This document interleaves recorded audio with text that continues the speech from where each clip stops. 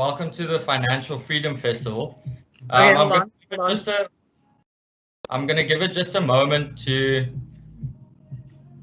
have more people join. I know the meeting said it's not started, so I'm going to give it a minute for more attendees to just tune in, and then we'll start in like 3 parts. Give it 1 minute. See if I can put on the tune.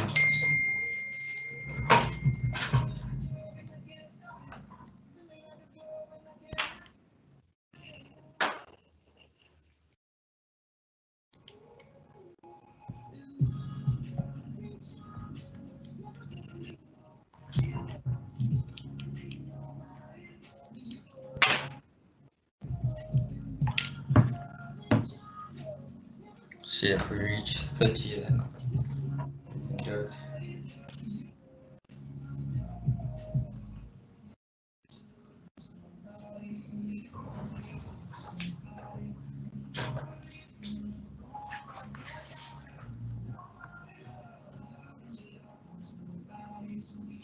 Okay, cool. Okay, everyone, so welcome to the Financial Freedom Festival. I would like to start off by thanking our partners, the Wealth Room, GDT Wealth, and PPS for hosting in collaboration with Golden Key Society of Stellenbosch, UCT, and UWC. Thank you so much. It was a pleasure working with you guys.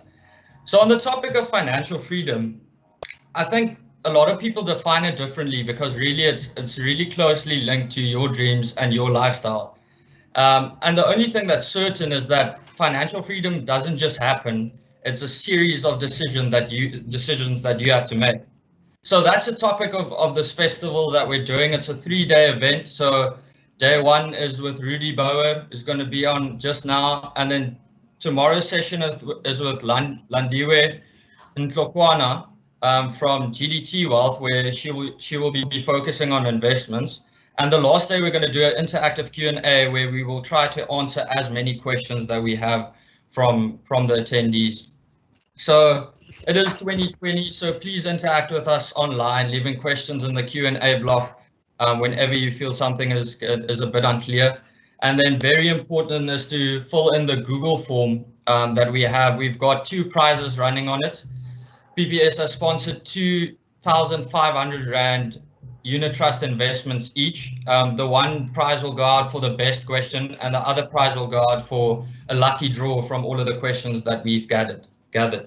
So let's get to business. Our first speaker is Rudi Bouwer, with 10+ years of financial industry experience, acting as a financial planning specialist and a financial lifestyle coach. Recently promoted to a director at the Wealth Room. Rudi is really energetic and passionate about what he does. So please reach out to him after the event if you'd like to discuss anything relating to your finances. He's happy to help. To show you guys a bit of Rudi's personality, I would like to ask him to start with his definition of altruism and why it's so important to him. Take it away, Rudi. Thanks. Awesome. Well, thank you so much, Sean. With that introduction, I don't think I need to say anything more. Yeah, it's such an honor for me to be able to chat to you guys today. Financial freedom is truly a passion of mine because I think it's something that's fairly misconstrued, especially in our day and age, because we live in an instant gratification world, and Instagram tells us all that we need to be the next richest person in the world. So there's nothing wrong with being rich, but I just think that the way that we identify with that is key. So yeah, I think one of the things, so Sean asked me to define altruism. It's basically, you can Google the word if you don't know what it is. It's definitely to the core of how we run our business at the Wealth Room, and it's also my core value. The Merriam-Webster says that it's an unselfish regard for or a devotion to welfare of others. So it basically just refers to a quality being possessed by people who focus more on something else and other people rather than themselves, and wanting to add value to wherever they are, or whoever they're speaking to. And to me, that's just who I am at the core and how I run my business. And I'd like to, I hope that permeates through in the way that I present this 90 minutes with you guys today. So what I'll be doing is I'm just going to be speaking about some principles, and then if we have some time, I'll answer some of your really great questions.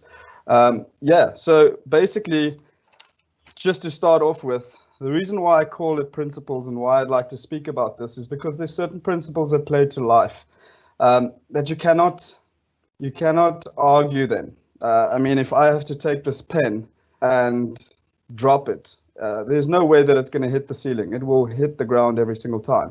And that's because of the principle of gravity. And I mean, guys that like the flat earth stuff will probably have different kinds of arguments with me on that. But the principle is, that there are certain things in life that are not changeable. And if you follow these principles, there's no way that you cannot succeed. So I'd like to share that with you, and I really hope that it resonates and that it, inspires you, or that it helps you. That's really my intention. And I'd like to just extend an invitation that, after the session, you're welcome to connect with me on various social media platforms. My LinkedIn is just Rudi Bouwer. We've got a YouTube channel called The Wealth Room. That content will be updated. We've only recently started that, so if you have some tips on how to improve, that'll be awesome. But the idea is to just really give out quality content and advice to people for free. And then also Instagram and Facebook, that's all that kind of stuff. So anyway, let's get stuck into it. Are you guys ready? Because I am. I'm Rudi, and you guys are ready. Awesome. Let's go, guys. So the very first principle is, every single one of you have probably heard this before, but it's to set life goals. Now, setting goals is probably one of the things that I've come to notice with my clients are the hardest things that they, get, or the hardest thing for them to actually sit down and do, because that's one of the things that we do when we do, go through an integrated wealth planning tool. We get all the assets and liabilities and all that kind of stuff, but one of the key features to what we do is we set goals with our clients, and people really struggle with that. And the reason for that is I've noticed that people don't really like that accountability that setting goals creates in their life, because that then means that if something fails, that it was their fault because they actually knew what they wanted to achieve. And to me, I think that that's quite concerning, especially when you're looking at people that are way older than you, and certainly, myself and certainly you. So yeah, setting goals is probably one of the most powerful things that will, get you to live the life that you want. And I'm just going to give you some practical guides. First of all, you need to decide what you want. What is it that you want from your life? What do you want to achieve with this life that you are living? Things don't just happen to you. I kind of believe that you happen to life, because you're a force to be reckoned with, and you're powerful in nature. We've all been destined for greatness, and that means that there's something within us. So dream big, have a big goal. And what is that? Define that for yourself. It could be 10 things or just one thing. Very importantly, is write that goal down. Excuse me, preferably on a piece of paper. Excuse me for that. It's preferably on a piece of paper, because I think, we've become so accustomed to technology that we write everything down on our phones. Now, I'm not saying if you're somebody that takes notes on an iPad or on your phone that it's wrong. I think there's just something powerful to writing something down in a book that's designated for goals and ideas and thoughts. We get blessed and gifted with thoughts daily, and they come and go. And sometimes we just think that life isn't giving us what we require of it or what we want from it, but we're not really taking the responsibility to show that we are actually grateful for the thoughts that are entering into our minds. And I do that by writing them down on a piece of paper. This is my little black book, and my little black book also has a little flash disk on it, so that one of my PAs can go write them down, and that I can have access to that on my computer if I want. But I'm actually physically doing the writing down into a book, and that really helps me to just be focused in that moment, to not be distracted by social media or notifications or WhatsApp or email. That moment to me is sacred, because it's thoughts that have been given to me, and I can then take the time to nurture them and turn them into something. It's almost like a seed, and I can start giving it water and turn it into something that's fruitful. So yeah, writing down your goals is very, very important. The third part is to tell someone, preferably someone that has good intentions for you. I've, a mentor, preferably, or somebody that's on the same path as you, that can share the sentiment of your goals. Because I've come to understand and know, in my lifetime, especially the more successful I started becoming, is that people, I must be careful how I state this, but people don't really want you to succeed. So when you share your ideas with them, generally people will show you a level of disinterestedness. That is a word, it's actually a virtue. Go search it if you like. But they'll also rather show you all the reasons why this thing is going to fail. Okay, so rather find a person that you can tell that has a level of interestedness or interest in you and wanting to see you succeed in whatever you do. All right. The fourth part would be is breaking your goal down into how you're going to achieve it, by when you're going to achieve it. A timeline is very important. And then also why you want to achieve it. What is the reason that you want to achieve this goal? Why is it so important to you? Then you need to plan the first step. I think it was Aristotle that said, beginning well is half the job done. And that's really it. Get that first step into motion, that you can start getting momentum into your life and creating a space where you are now really accountable to starting something. Most people talk a lot and never really start. Starting is also, one of the things that a lot of people do, and finishing is what they struggle to do with, but we can speak about that on another time. Then keep going. Think and Grow Rich, probably one of the most influential books I've read in my life, by Napoleon Hill. He was commissioned by Andrew Carnegie, who was a steel magnate back in the day in America, to write a book on the most successful people in the world. He spent 25 years interviewing over 500 of the most successful people in the world, Thomas Edison being one of them, Rockefeller, presidents, Henry Ford, amidst many other. And the one key principle to that book is why each one of these people succeeded in life is because they never gave up. Now, I know that's a massive cliche, but it is a cliche for a reason. And so I really kind of like cliches, because it means that they are told over and over because they probably work. And then lastly, when you've written down your goals and you've achieved them, learn to celebrate. Learn to celebrate in a way that is, getting yourself something that you really feel you deserve for this, because that will take away the level of entitlement to wanting certain things. Rather achieve things than acquire things. And that's just kind of how I run my life regarding goals. And I think this is super important. If you take anything away today, maybe just start there and just keep that one principle close to your heart, and start with that, because it's a difficult one. It's taken me probably 10 years now to be super intentional with that. Right. Principle number 2 is giving is essential. Yes.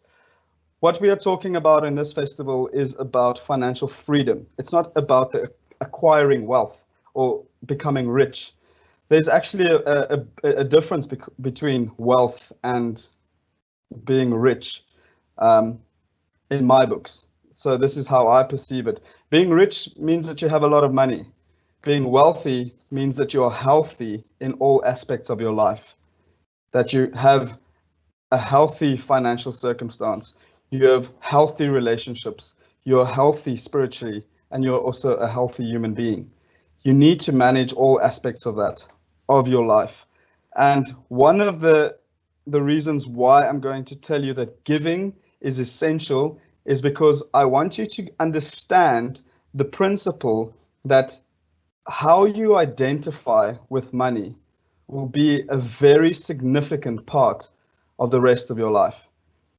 And what I mean by saying that is, if you can only identify with happiness once you're rich, and that becomes the essence of your identity, how will you be happy if you lose all your money?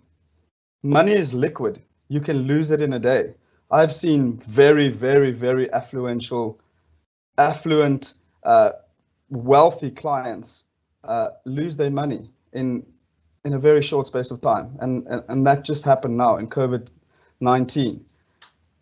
So life is fickle, guys, and money even more so. So don't create an identity where being rich is all you want to be. It's fine to be rich, but if you study the principles that I'm about to teach you, most of them don't speak to being rich. It's if you live a full life, and a life that allows you to understand yourself on a deeper level. Gaining riches will be just one of the offsets of that. You will generate money, and money will flow to you in ways that you've never thought, but you won't find your identity there. And I'd love to just leave that as a side note for you, so that you can understand my heart behind why I'm sitting here today. So principle number 2 is giving is essential. You need to set yourself free from the claws of Mammon. Now, Mammon is the god of money. And, I know that that's a very airy-fairy thing to say, but it's what I mean by that is that, no man can truly live whilst only living to acquire riches. Being human should be first. You should have the desire to give, so that you don't have this, I'm going to use the word again, entitlement to your money. It's funny that the more you give, the more you get. It's just how. It's the same principle as I used when I said the pen is not going to hit the ceiling. It's going to hit the floor every single time. And it's that law. The law of gravity would say that. But the law of giving is going to create a space that every time you give, you'll get more. And it doesn't have to be money. And you don't have to give money, but find a place in yourself to be a generous human, because that will set you free. It will put you in a way that put you in a place where you don't feel so, clutched by having to acquire things in life, that you have to identify with all the things you have in life. But rather than that you find a purpose, that every time you earn money, it's so that you can give some.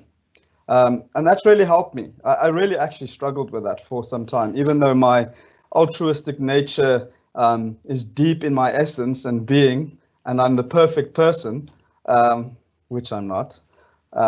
Just call my wife, she'll probably tell you that. No, I'm kidding. But I think it's just understanding that giving is truly essential to who you are as a human. It just does something for your soul, man. It makes you, it just gives you a confidence about yourself. It sets you free from, whatever you need, whatever you think you want to achieve in life, regarding money. It's something that you need to embrace. Take time to give to people on the street. The Bible speaks about this principle. All the Bibles speak about this principle. All spiritual gurus speak about this principle. There must be a reason for it, and I can vouch for it. It's truly something that has changed my life drastically. And if you haven't been able to give or be generous, just start small. You don't have to start by giving 10% of your income or whatever the teachings are out there, but just find a way to find somebody that you think is deserving of your generosity, and just go give them something, even if it's a piece of advice without them asking for it, and see how that makes you feel. Then also just a practical one that helped me start is to divert one expense. Coffee, guys, we spend so much bucks on coffee. It's not even funny. Rather than buying 2 coffees a day, maybe just buy one. See how much that equates to in a month, and take that sum of money and give it to somebody. Hand it to them in cash, and see how that makes you feel. Because that would have been a sacrificial giving. And then you can just you can spend some time with people that are in need, inspire them, tell them that everything's going to be okay, or just read to an old lady. It's just be generous with your time and who you are as a person. You can only be better off. Definitely, this will never harm you. Cool. I think you guys get the point on that, and I hope that you guys are still engaged, because these principles are truly close to my heart. And I'm not saying that they are going to get you to a place where you are totally in control of your finances and all that kind of stuff. I can give you those principles and maybe sit down with you at some stage, but I want you to understand these bigger principles to life first before we actually engage with those nitty-gritties. All right, so principle 3 is to live on margin. Understand that less truly is more. Again, a cliche, but a cliche for a reason, because it truly is just something that has made me understand that, that I don't need to have everything that I think I need. I need to find a place in my life where gratitude is something that I'm so familiar with and so accustomed to, that it's that kind of affirmation that I share with my wife and with myself on a daily level. But living on margin should actually be a principle that you live in a way that always provides room for error. There's really only 3 ways that a person can arrive to a place. They can either be early, they can be on time, or they can be late. And each one of these say something about who you are as a person. So if you're constantly late, guys, tardiness is not acceptable in any social gathering, or especially not in business. And what it does is that that principle of you being late resonates or it permeates through into the way you run your finances. Because if you're always late, then you're going to constantly be explaining yourself to other people. And that means that to a certain extent, you feel indebted to them because you were late. So now you owe them something, or you now have to be a little bit more humble in class or in a social environment or at the table because you were the one that was late. And the same way with your finances. If you don't allow for a little bit of breathing room for things to go wrong, you'll find yourself more often than not making small debts. That 3, 4, 500 rand becomes 3, 4, 5,000 rand. That 3, 4, 5,000 rand becomes something that you can very easily relate to when buying a car or a house or something much bigger than that, because it's easy for you to just live on the edge every single time, so that you can, when you get a raise or when you earn some extra bucks, that you are just so accustomed to spending every last cent, because that's how you've trained your brain, is when money comes in, I need to spend it. So leave some room for error, guys. Life is fickle and things happen. And the way that I would say to practically set something up, and that you can do today, I'll gladly help you set up a unit trust of some sort through PPS or Alan Gray or other likes. And that's very simple. They get a debit order of 200 Rand a month, and you just start saving into that, and you put it into something like a money market because you want it to be liquid so that you can withdraw at any time. But any good financial planner would not really look at you from an investment point of view if you do not have an emergency fund in place. So I would urge you to do something like that immediately, because if you're going to be sitting in front of somebody that really has an intention to do your financial planning and not just sell you products, they will not even touch you or give you the time of day in terms of starting investments or giving you proper investment advice until you have done that, because you haven't shown that you have the discipline to actually stick to these things. And if you don't have that discipline, you're kind of destined to fail at it, because most really good investments have a time aspect to it, and time requires discipline.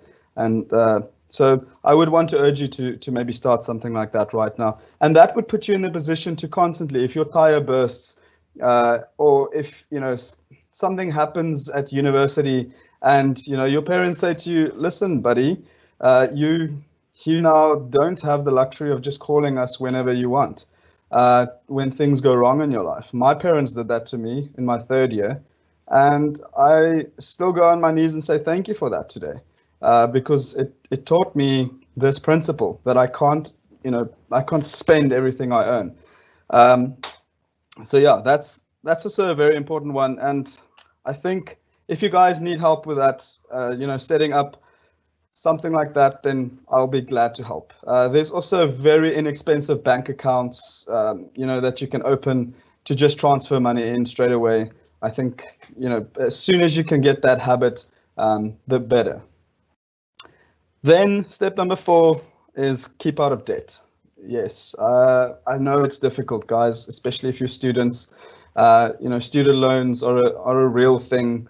But I want to get this principle across to you as soon as possible, because the corporate environment, corporate banking environment, and the corporate consumer environment has kind of taught us that it's good to be in debt. It's you need debt, and reward us for debt. There's all these fancy little rewards programs that I love because I manage them and I do them well. But I've understood that the principle behind it is that it's actually rewarding me for a bad habit, and that's spending more than I can, spending more than I earn, and also potentially putting myself into debt. But if you use these programs wisely and know how to manage debt, i.e. only use your credit card to buy things that you were going to spend money on anyway, like your groceries. So I put in a certain amount of money into my, or spend exactly what I'm going to spend on groceries every month, and then 30 days later, I just pay all that money back, and that gives me a good credit record. But we can speak about that at some stage, and I'll elaborate a little bit more. But if you are in debt, there are some practical ways that you can actually get out of debt. The one is the snowball. That means is start small and then work your way up to the big one. So pay off the small one first, and then you get the point. You go, by order of elimination, you can start tackling these debts.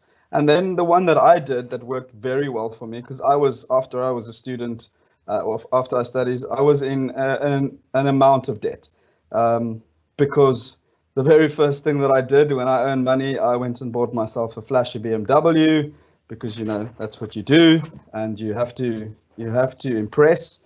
So I just started doing some stupid stuff. As soon as I started earning money, I got a credit card. I got a nice little account at some clothing stores, and I, needless to say, upgraded myself into serious debt. But I look good while doing it, so it's justifiable, I guess. No, not really. But yeah, so the avalanche approach is tackle the debts that have the highest interest rate first, because that interest rate is something that will really put you in a position where it actually takes 20 years to pay a debt off. Most of these accounts that we so easily get, especially clothing accounts and furniture and that kind of stuff, the interest rates and the fees that are tied to these accounts, if you do the equation on how long, they say 24 months, but it's not. It takes 24 months to pay off the capital amount, not not the interest. So they don't tell you that. So if you actually do that equation, it doesn't matter the amount. Mostly it'll take you up to 20 years to pay off an account. How scary is that? So I want to be very intentional about the words that I say to you right now. Being in debt is like being a slave, because you're a slave to the system. Now, the last time I checked, being a slave is not being free. All right. So if you go Google the word slave, it will say it's a person who is the legal property of another and is forced to obey them. If you're in debt and you do not live in margin, as I just spoke, or as I just said, you are at risk of someone else being able to come into your house at some stage and repossessing what you own. And that is a horrible thing. I've seen that happen to people that are close to me, and it's something that I think leaves emotional scarring, especially for the people that weren't a part of that decision making. They're just in it, like children and spouses. So yes, I know some of you have some student loans and stuff like that, so don't feel guilty about that. That's for your education. But the reason why I'm saying that is don't create unnecessary debt while you have this big debt. And also start creating a plan now already that you can start getting out of that debt. You can actually get out of that debt much quicker than that you actually think. And yeah, here's a few ways that you can do that. Pay off more than the minimum. Like I just said, if you pay just what they require of you, you'll pay off for more than 20 years. Even if they say it's a 5-year loan or a 10-year loan, it will be way more than that. Definitely up to 20 years for you to pay that off. If you have to look at some practical ways to access a little bit more money so that the previous point will make sense to you because you're living on a budget already, save on groceries to create some more room for debt, to pay off your debt. There's so many ways, guys. There's shops out there that sell non-perishable goods like coffee pods. I mean, I drink Starbucks coffee pods that I buy at a shop for 35 Rand for 10 pods. Those things are 100 Rand in the shop, and there's nothing wrong with it. But there's so many of these kind of shops out there, and find that. Maybe, I'm not saying go and buy bulk toilet paper, but if there's a sale on something, find non-perishable stuff that you can save some bucks on. I know that it sounds silly, and that sounds like something that your grandmother would teach you, but my wife and I have really just started doing that, and it's just a part of our life. We're not couponing or something silly like that, but we just know where the places are that we get the best value for money. We don't necessarily just buy our meat at the closest Pick n Pay or whatever, but we find the butchery that has really good value, and we know where the meat is sourced, all that jazz. But you can really, if you're intentional, you can save quite a lot of money on groceries, because you wouldn't believe how much money you spend on food in a month. It's actually crazy. If you start budgeting properly and start taking account of what and where you're spending money on. Yeah, so track your spending. It's really important to actually start seeing what you're spending money on. To me, it kind of became like a game. There's various tools that you can get. Again, you're welcome to make contact with me, and I'll give you some of these resources. And yeah, and that'll be free. I mean, I won't charge you for it, definitely not. But I think it's really awesome if you can start tracking what you're spending money on. And there's really cool apps right on your cell phone that every time you purchase something, you can just put it right in there and it deducts. Yeah, I think that's very important for you to start getting that habit. Cool. That's the fourth principle, guys. We've got 6 to go. I hope you're still awake and that I'm not boring you to death. But I'm having a good time, so I hope you are too. The fifth principle is that you're not saving unless you can measure the return. Now, this is probably one of the most bizarre things, because like I previously mentioned, in our existing society, the banking and consumer, corporate society has put us in a position where we are rewarded for spending and buying and purchasing. There's e-bucks and all sorts of rewards. But that's not really conducive to becoming financially free, because the fact is that if there's certain things that you're gonna spend money on, and those reward systems will work well if you plan those into, if you take that into consideration. And what I mean by you are not saving unless you can measure the return. If you are using these reward systems to further spend, then you're not saving, because you cannot measure the return of it. So a practical example would be if you get back 300 Rand on e-bucks or one of your reward systems or Vitality or whatever it's going to be, then if you're not saving that money into an account and actually measuring that there's a return to it, then you're not saving. That's just what it is. Another example is if you go to the mall with 1,000 Rand today, and you walk into your favorite store, and you see that the shoes that you were gonna buy for 1,000 Rand, I don't even know if you can still buy shoes for 1,000 Rand, are now 700 Rand. You are not saving unless you take that 300 Rand and actually immediately save it into some sort of tool. So it'll either be a unit trust or a bank account that has very low fees. Like I mentioned previously, there's many of them that you can have, but it needs to be so practical that you can actually do it on the spot, so that you can start realizing these returns and realizing savings. Because we can walk out of that store and you know what happens, girls. You walk in there, those shoes are 700 bucks. You came in with your 1,000 bucks. What happens? You have 2 pairs of shoes now, because you actually, now you actually getting 300 Rand or 600 Rand off the next pair of shoes that you're buying. And so now you end up, spending 1,400 bucks instead of the 1,000 bucks that you budgeted for.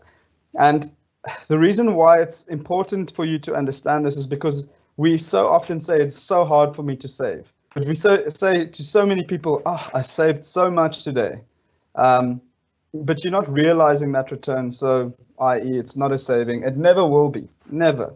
So don't trick yourself into believing that. Rather set up something in your life that you can realize those savings immediately and have the discipline to see that through. You'll get your pair of shoes and you get a saving, 2 for 1. And I think that that's really just something that's going to elevate your saving habit even further, because you're going to be so conscious of that. You're actually going to start looking for savings.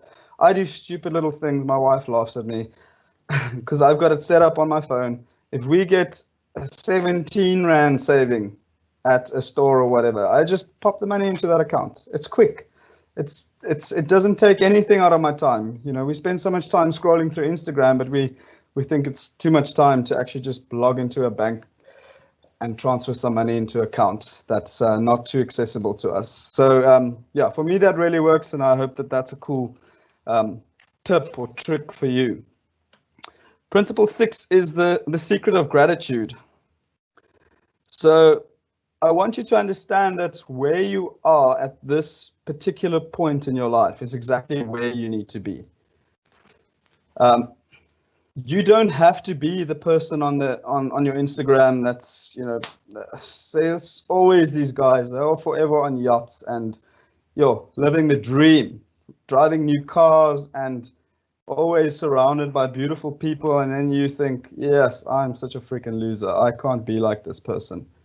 But the truth is that you are where you are right now for a particular reason. And if you can start just showing gratitude for that and understanding that, you're going to be way more powerful than a rich person. You're going to be what I earlier referred to as a wealthy person, because you're going to be spiritually healthy.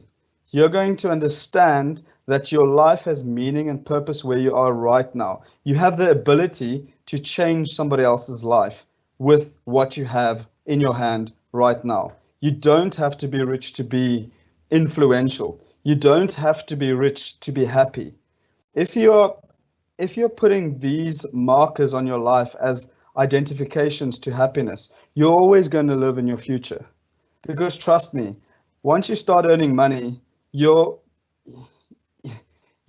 need for things change, and you will always be, going to the next level on whatever it is that you want. If you're wearing, certain shoes, if you think you're wearing expensive shoes now, man, wait until you get some money. That's just one of those things. So rather understand that the car that you're driving now is the car that you need to drive. You don't have to have the BMW. And trust me, I know this because I did that. I sold my perfectly good Yaris, which was paid off by, a portion was paid off by my parents, and in my second and third year I had to pay it off. But it was paid off. The best car on the road is a paid car. It doesn't matter what it looks like. It's the best car on the road until a certain point in your life, and then you can buy the things that you want. But if you're not there yet, then rather follow these principles. They will set you free from unnecessary anxiety. But practice that gratitude. Wake up in the morning and say, I'm grateful for who I am. I'm grateful for what I've got. Get into your skedonk if you have one, and tap it on the bonnet and just say, I'm grateful for you. Give it a name if you have to. I just think that just takes away so much pressure and anxiety from what it is that we put on our lives and what we think we need to have to be happy. Because once we get that as a habit and we train our minds that we can only be happy once we acquire certain things, we can never show our minds to just be present, to be where we are right now. And guys, this puts you in a position where you never really find deep, meaningful relationships. You never really find a place where you can actually love yourself, because you're constantly comparing yourself to others that have more. You never really find the place where you're happy with your salary or your income. You will never really be happy with your job. You'll never be happy with your spouse. You'll never be happy with anything really, because you've taught your mind from a young age that there's always something better out there, and it's just not in your reach. You're forever searching for more because everyone else is getting it and you're not. And that's such a trick and a lie that life kind of offers us. And I think, in this social media realm, it can be tremendously toxic, guys. So if that's something that you feel like you struggle with, I would say, just cut yourself off from social media for 3 months. Just get out of it and start affirming some positivity back into your life. And I promise you, it's going to change your life. Nothing's going to change. Nothing's going to come good from, social media and you, comparing yourself to others. It's just not healthy. Rather just love on yourself and be grateful for what you have and where you are. It truly is a secret hiding in plain sight. And it starts with you. You have a responsibility for your own life and how you run things, and showing gratitude it's just so easy. It really is. And the more you start doing it, the more you'll start seeing that different things start opening into your life. You'll start feeling less anxious about life. You'll feel less depressed. You'll be healthier. You'll be inspired to train more. You'll eat healthier. Everything comes from gratitude. And it'll just show you, it'll just teach you to be a little bit more mindful about your time and your presence and what you say to others about your life. We're so critical about ourselves. We can't pay ourselves a compliment. We can't acknowledge when we've done something well. We always have to be so humble that we actually just ridicule ourselves because we're not grateful for where we are. And another thing, if anything today, I'd love to leave that with you. And I hope that it puts you in a place where you can just be set free from whatever it is that you've put on yourself. You know, it's we label ourselves sometimes because of how other people have labeled us. But yeah, this is it's a very important thing, and you're probably asking yourself, why is this going on about such deep stuff if we're here to learn about our finances? But again, like I said in the beginning, if you've only joined now, these principles are just they are like the truth, and they cannot be argued, they cannot be denied. And I wouldn't want to sit here and teach you about how money works, and you know you don't have these principles down, and you guys are, you know, probably most of you are more than or about 10 years younger than me. So I'm not sitting here saying that I have the answer to everything in life. I've got 10 years more experience to what life brings, and my true essence of happiness has come from understanding and applying these principles to my life. And because of it, I've started becoming tremendously wealthy and financially independent and free from the burdens and stresses that life gives us. So that's really what I'm sharing with you today. It's no secret. You could probably find any of this on the internet, but I've written this down on a piece of paper just from my heart. So, you know, if I'm boring you, I do apologize, but maybe just see it that this is coming from somebody with real good intention and sharing something with you that's very important to myself. And I believe that if you apply these things, that they will really just enhance your life in more ways than just you know, being a rich person.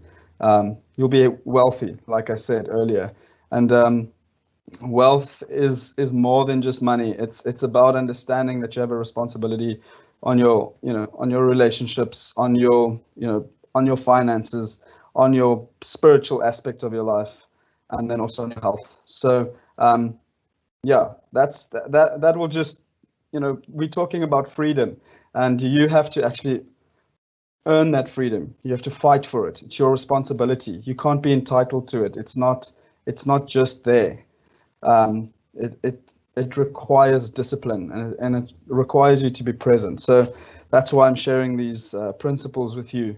So it's like how you can biohack your life. You biohack yourself to financial freedom. Yeah, maybe I'll start a YouTube channel just about that, because I think that'd be awesome. And biohacking is just a way, you know, there's certain things in life that just work.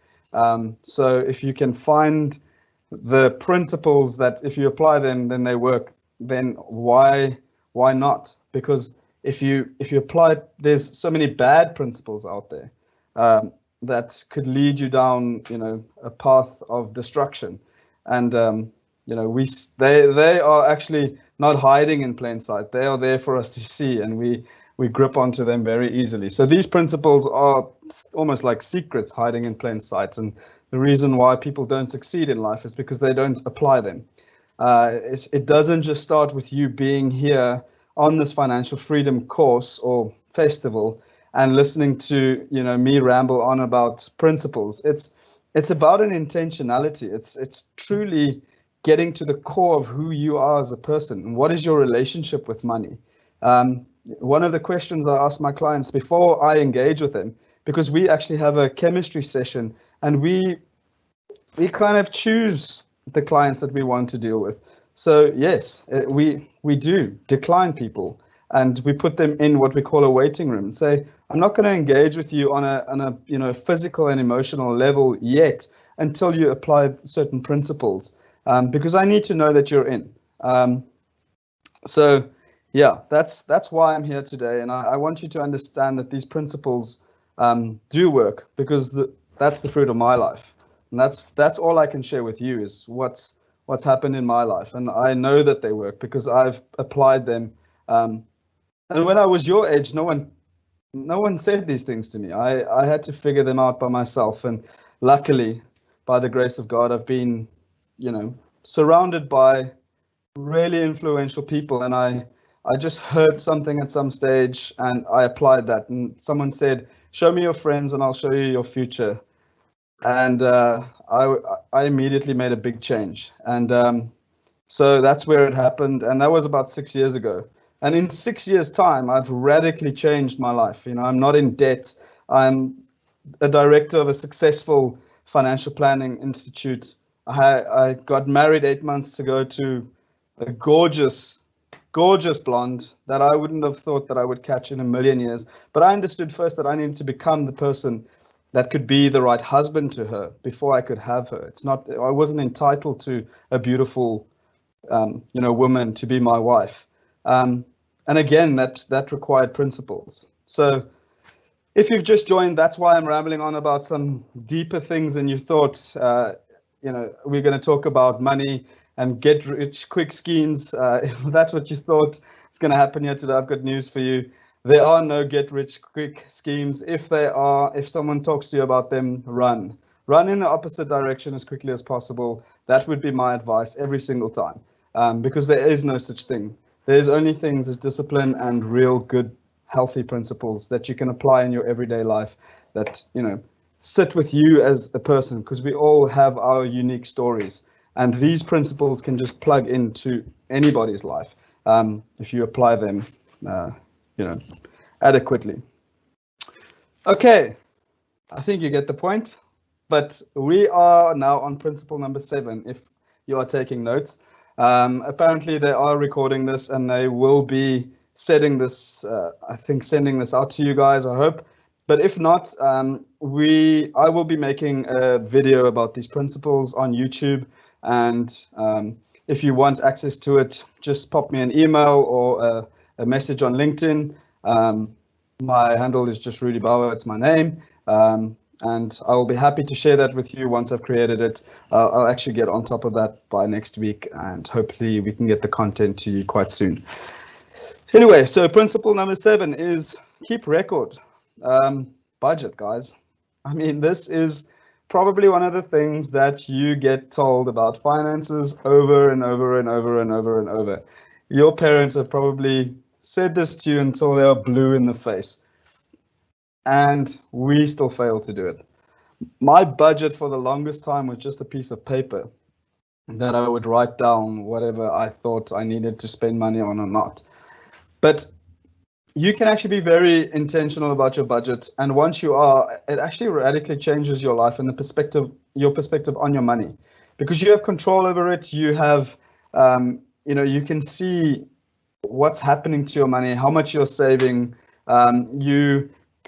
Principle number 3 is very possible that you can leave some room for margin or room for error. It helps you to get out of debt. It helps you to save. It helps you to set goals, and it helps you to give. So budgeting allows all of the previous stuff that I've spoken about to be possible, and because you can add it in there.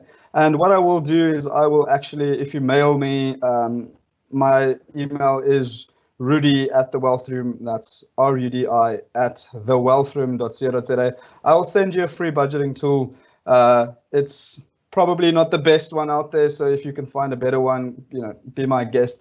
I share this one with my clients, and I'll be happy to share it with you. It's the one that I use for my personal finances for myself and my wife, and it doesn't really matter as long as you just have a tool that can help you sit down and actually intentionally write down where your money is going and how you're spending things, and so that you can plan ahead. Because if you get into a place where you realize that you have more month than money, then it puts you in a position where you're in a little bit more control, and you can start applying certain things to get out of that space, whether it be to get a side hustle or to spend less or whatever it may be for you. But you can then identify that, and you're in a little bit more control of that. You are then able to sit down and actually start making a plan. Then you can start going to your mentor or to your financial advisor and ask real questions that are adequate to that are relevant to your life. How do I manage this? Because that's a better question than how do I earn more interest on my investment? Because that's something that you will have a little bit more control over, and your advisor would probably be able to tell you a lot more directly. So definitely, guys, keep record, budget. I'll give you my email address again. It's Rudi, RUDI, @thewealthroom.co.za. I'll be happy to send it to you. And then this one, Principle 8. This is probably the one that's spoken about the most in books that I read, or audio, audio books or podcasts, is getting a side hustle. Man, passive income is the key, the absolute key to financial freedom. And a side hustle, when I speak to people about side hustles, they go, buddy, you don't know how busy I am. I just don't have time for anything. Do you expect me to now have another job? And that's the typical response. And I get that, because, man, I'm busy too. But I try not to use that word, because that gives me a level of entitlement to rest. I'm not saying don't rest, because remember, we're talking about freedom here, and rest is one of the aspects of health, and that's one of the 4 quadrants that require your financial peace and your overall happiness. So I'm not saying don't rest, but know when to rest, and don't be entitled to rest. Be as busy as you can possibly be, but you can be busy while resting. Now that's a bizarre statement, Rudi, you're all thinking, but we all have talents and we all have passions in our life. What we do fail to do most of the time is follow our passions and exercise our talents. Now take a moment to think about that, because all of us are good at something, and all of us are passionate about something. If you can exert that energy for something that you're already really good at and something that you're passionate about, it won't be working, because you're good at it and you're passionate about it. So yes, I know, let's find the job. Let's just go find that perfect job that that allows for that. Yeah, you probably won't in the first 10 years. If you do, man, I'm so happy for you, because that's awesome. I did, but it took me many years to get to the place where I'm good at financial advice and actually truly passionate about it, because it's only once I realized the purpose of it that I became passionate about it, and it's only after many years of studying that I actually became good at it, because before that I was just a glorified salesman. But there's something that all of you are good at, and all of us are good at, and you can create a side hustle out of one of your hobbies. Just learn how to monetize things. Guys, there's so many different ways to do this. Open a Shopify account. I've got some cool, just some side hustle ideas. You can start a money-making blog. I know blogs are probably so outdated, so start a money-making vlog. Learn how to operate on YouTube. That's why we started it, guys. I don't necessarily have all the answers on how YouTube works, but I'm learning as I'm going. And the more I'm learning, I'm just fascinated by the vastness that is available to us and how you can start earning. So yeah, start a vlog, start sharing your thoughts with people, and learn how to do it in a professional way and create content that's going to add value to people's lives. Again, altruism is key. You need to want to create things that are going to add value first, not so that you can earn bucks. That's really important, because people will see through you and they'll see that you have a hidden agenda. So really just put content out there that you want to see embetter other people, because you put it out there for free, but it actually requires a lot of time investment sometimes. But you can do this in the comfort of your own home, over weekends. Just get some lights and an iPhone, really, and or a Samsung or a Huawei or whatever you guys I'm not going to have the whole cell phone debate here.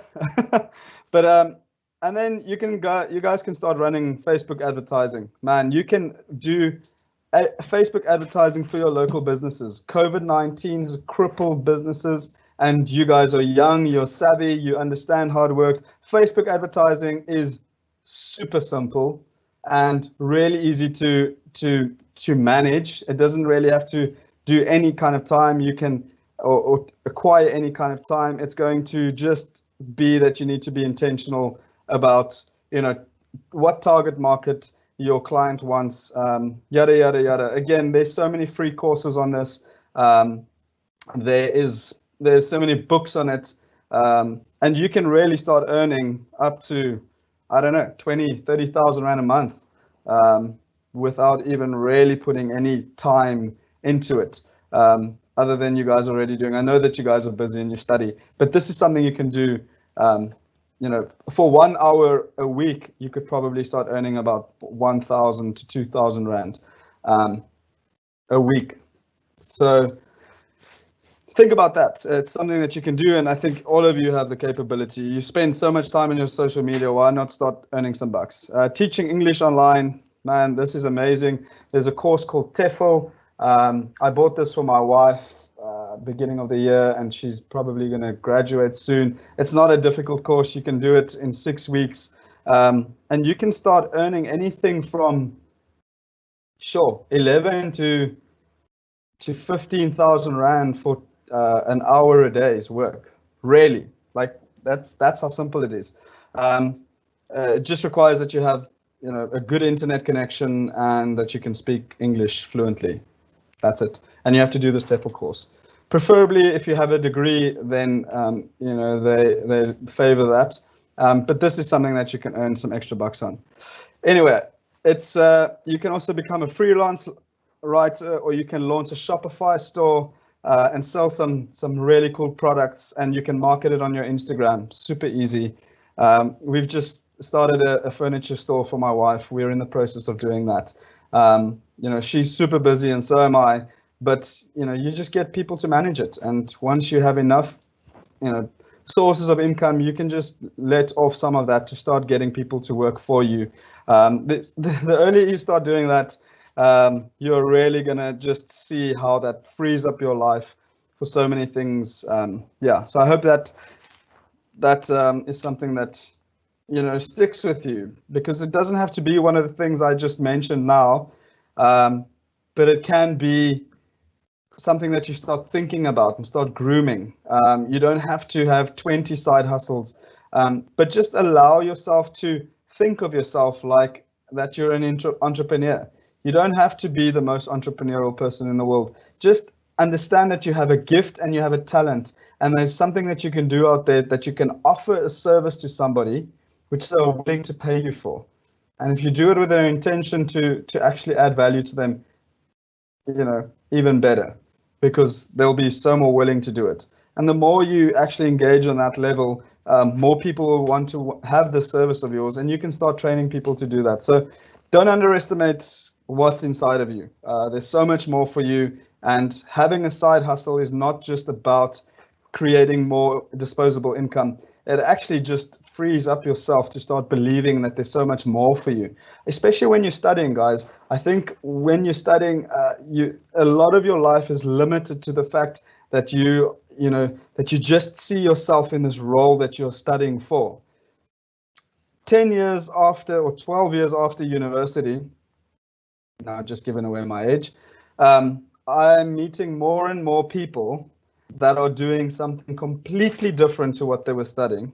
And I'm not discouraging that you should study, but I'm just saying that don't limit yourself to believing that that's what you're going to be. Open up your mind to more, because there's so much more, and there's so much more things that you can do without exerting inordinate amount of energy. And I really think that that's something that's going to be very helpful for you in your life forward. Because imagine starting at the age of 21 or 22. I don't know how old most of you are. But I wish that I had done that, because I've only started doing that, 4 years ago, and starting to see how these passive incomes are building. My passive incomes on the side of what I don't do for a living, pay all my bills. So what I earn from financial planning is now, it's just extra. And that changes my intention in the way that I run my business, because I don't have to go sit in front of a client and know that I have to close a deal because I have to put food on the table. I'm financially free. I don't have that as a thing that grips me every time I am talking about something that I'm passionate about. So yeah, that's something that I believe will definitely aid to you being financially free if we're talking about the money aspect. Don't be so entitled to your time, and don't limit yourself to thinking that you're not able and capable to do something. All of us have something great in us. All of us have something to offer. Learn to sell it. Cool. We are almost getting to, we've got the last two principles, and yeah, then if we have enough time, then I'll try and answer some of the questions that you guys have sent to me. Yeah, but I hope you're still having fun. I wish we had some more time because I'm really having a great time. Principle number 9 will be to seek wise counsel. Now, that is probably one of the most difficult things that you would do successfully in your life, because very little people will truly have intention to see you succeed. One of my mentors the other day, he's a very, very successful guy. He runs multiple companies, here and all over the world. And the one thing that he said to me was the key to his success. He said, is that tell the world what you want to achieve, but show them first. So he said, tell the world what you want to achieve, but show them first. And this is so important and so key and vital, because you can't just be blabbing your thoughts to everybody. You need to see your thoughts as gifts. And that's how I've seen it. That's why I have my little black book and my little flash drive there, that I can put it on a digital place, because I am so intentional about my thoughts and how I share them. If I can't share them with a mentor, somebody that I know without a shadow of doubt will take that information and turn it into something better for me, then I just rather write it down. Then I don't tell anybody. But it is key that you find people in your life that you can go sit down and speak about your thoughts, because you need to sometimes just hear what's muddled in your head, how that sounds. Sometimes you're so worried about stupid stuff, man. And once you hear yourself saying it, then you realize, okay, this is stupid. And your mentor will probably say to you, this is stupid. But why it is important to seek wise counsel is the following.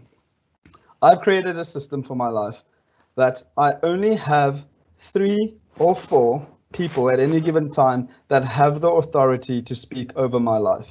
Meaning that when they speak, it has an effect on how I react. Okay, so that is the inner circle that I have. And no, that doesn't necessarily mean that it is your mother or your father or your brother or your auntie or your uncle. That means that it is somebody that you intentionally found and, man, attracted them. If you're a person that prays, I would say pray for them. Pray that somebody like that comes into your life, because they are rare to find. That inner circle is somebody that you meet up with either weekly or monthly, depending on their schedule and yours. I meet up with this guy that I just spoke to you about once a week. I don't know how I got that this guy is so busy, but he puts aside 90 minutes a week to speak to me.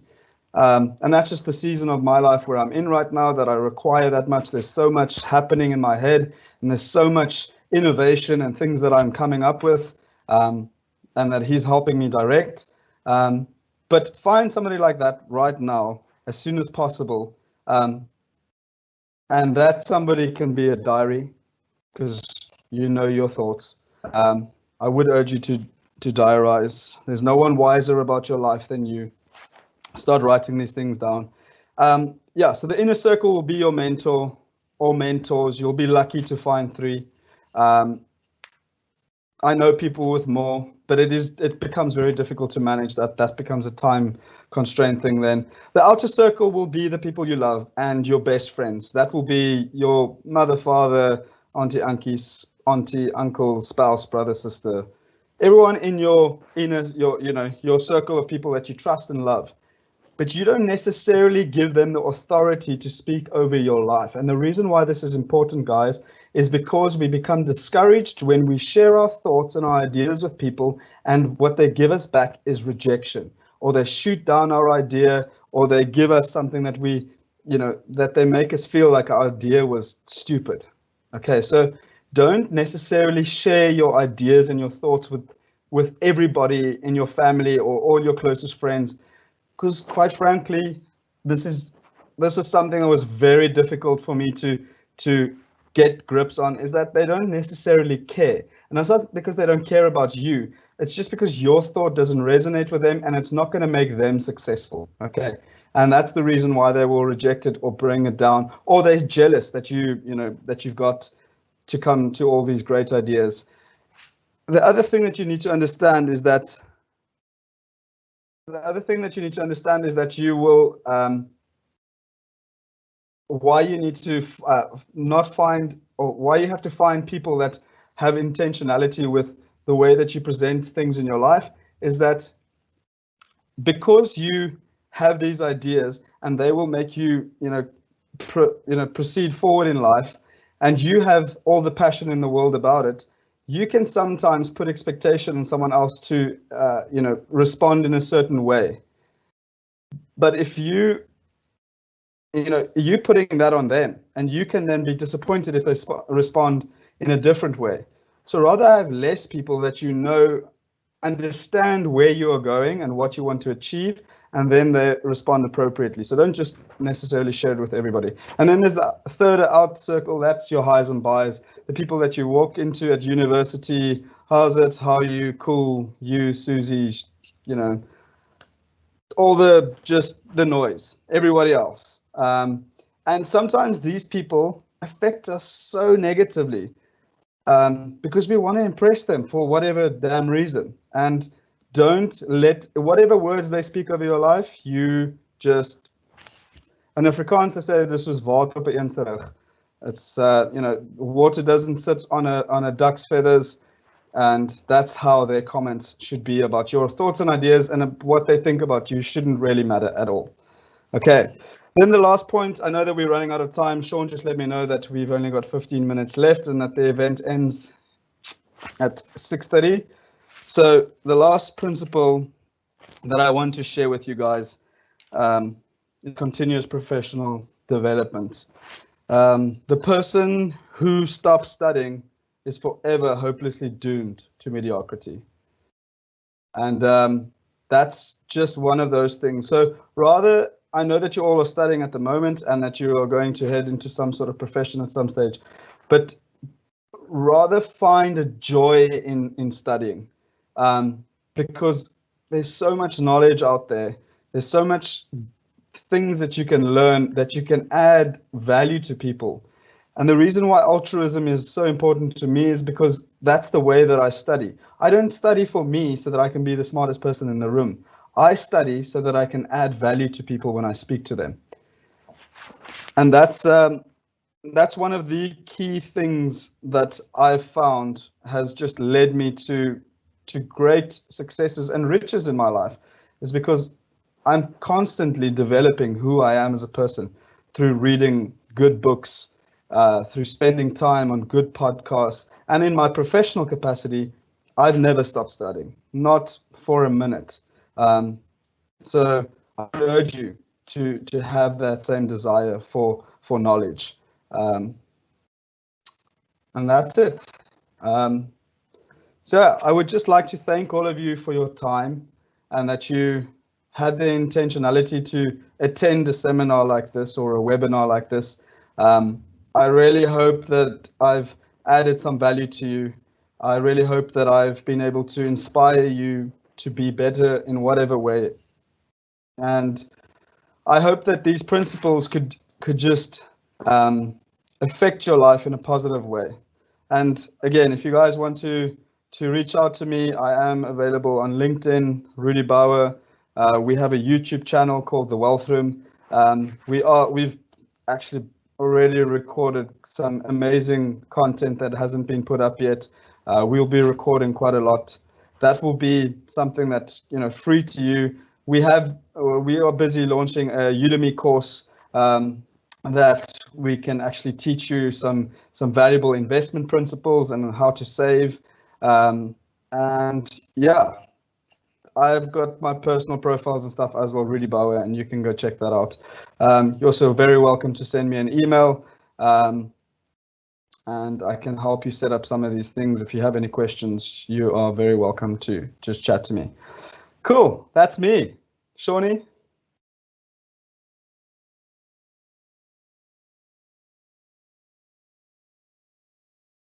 Sean, you're on mute. Thanks, Rudi. Thank you so much for the session. I think there's a lot of value to be grabbed out of everything that was said.